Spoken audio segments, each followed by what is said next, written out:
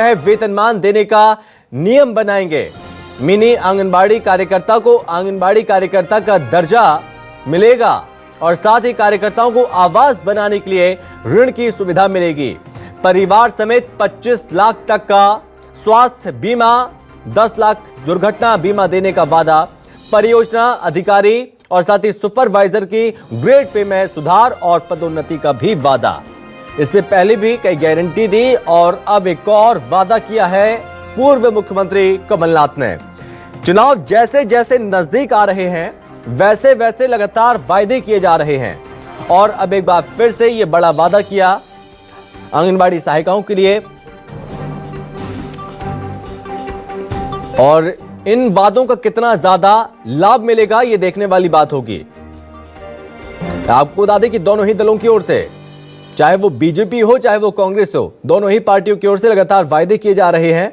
लेकिन इससे पहले गारंटी वचन पत्र कांग्रेस पार्टी की ओर से काफी दिन पहले जारी किया गया था, लेकिन शनिवार को भारतीय जनता पार्टी ने अपना संकल्प पत्र जारी किया जिसमें तमाम वायदे किए गए हैं और इसके बाद अब पूर्व मुख्यमंत्री कमलनाथ ने फिर से वादा किया।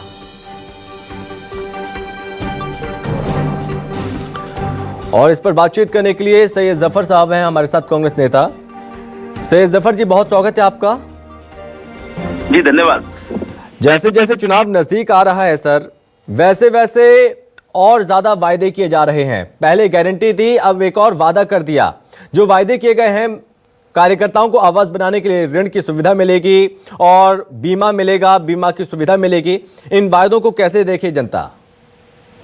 देखिए, मध्य प्रदेश के अंदर लगभग 2 लाख हमारी आंगनवाड़ी कार्यकर्ता और सहायिका हैं, लगभग 80,000 हमारी आशा कार्यकर्ता है और लगभग 50,000 से अधिक हमारी महिला सीआरपी बहनें हैं। लगातार इन तीनों की नियुक्ति जो केंद्र सरकार और प्रदेश जो केंद्र सरकार की यूपीए की सरकार, कांग्रेस की सरकार ने ही की थी और लगातार केंद्र सरकार और प्रदेश सरकार किया जा रहा है। ना इन्हें कोई स्वास्थ्य की कर्मियों की तरह कोई लाभ दिया जा रहा है, ना इनके भविष्य को सुरक्षित किया जा रहा है। कमलनाथ जी ने वादा या घोषणा नहीं की है। कमलनाथ जी ने इन सब बहनों को ये वादा किया है कि कांग्रेस की सरकार बनते ही आंगनवाड़ी कार्यकर्ता और सहायिका को शासकीय कर्मचारी घोषित किया जाएगा।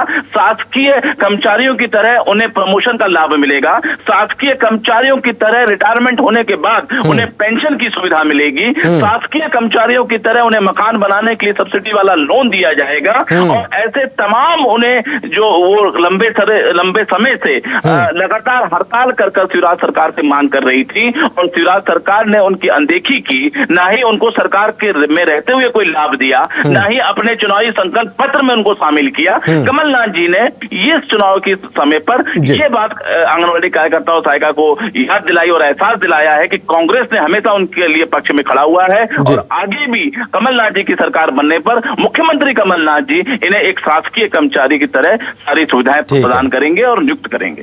सैयद जफर साहब, चूंकि कई दिन पहले आपने गारंटी वचन पत्र जारी कर दिया था, उसमें ये चीजें इसका जिक्र नहीं किया गया था। क्या आप इस बात का इंतजार कर रहे थे कि बीजेपी का संकल्प पत्र आ जाएगा, उसके बाद हम देखेंगे कि हम और क्या दाव चल सकते हैं, उसके बाद ये माना जाए कि आपने बीजेपी के संकल्प पत्र को देखने के बाद ये नया वादा किया?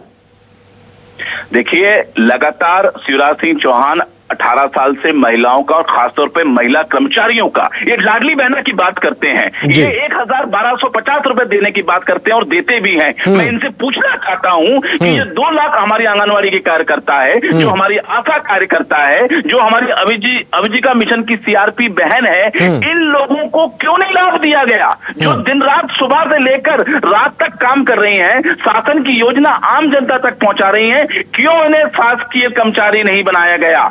क्यों इनके मानदेय में सुधार नहीं किया गया? क्यों इनके रिटायरमेंट के बाद पेंशन की सुविधा नहीं दी गई? क्यों इनको गांव में मकान बनाकर नहीं दिया गया? इसका साफ मतलब है कि आप वोट लेने के लिए। सैयद जफर साहब, ये सवाल इसलिए नहीं पूछा है, इसलिए पूछा कि चुनाव से 2-3 दिन पहले आपने ये घोषणा की। इसे मास्टर स्ट्रोक माना जाए कि एक कदम आप आगे निकल गए घोषणा करने में, वादा करने में? सवाल इसलिए पूछा जा रहा है आपसे क्योंकि जब आपने गारंटी आपने दी, 101 वचन आपने दिए, उस वक्त क्या आपको इनकी याद नहीं आई? मैं आपकी बात से बिल्कुल सहमत हूं और आपकी बात को उससे ये बात को भी स्पष्ट करता हूं कि ये जरूर मास्टर स्ट्रोक आपकी भाषा में होगा, लेकिन ये बात तय है कि हम मध्य प्रदेश की आंगनवाड़ी कार्यकर्ताओं के साथ, सहायिकाओं के साथ, आशा कार्यकर्ताओं के साथ, आजीविका मिशन के सीआरपीओ के साथ लगातार कांग्रेस संपर्क में है और इनकी जो मांग थी उस मांग का हमने अध्ययन करने के बाद हमने निश्चित तौर पर उन्हें यह वचन दिया है कि हम इन सब को शासकीय कर्मियों की तरह हम लाभ देंगे। ठीक है सैयद जफर साहब, बहुत धन्यवाद आपका हमसे बातचीत करने के लिए। और देखने वाली बात होगी जो आपने वादा किया है, जो दांव चला है वो कितना ज्यादा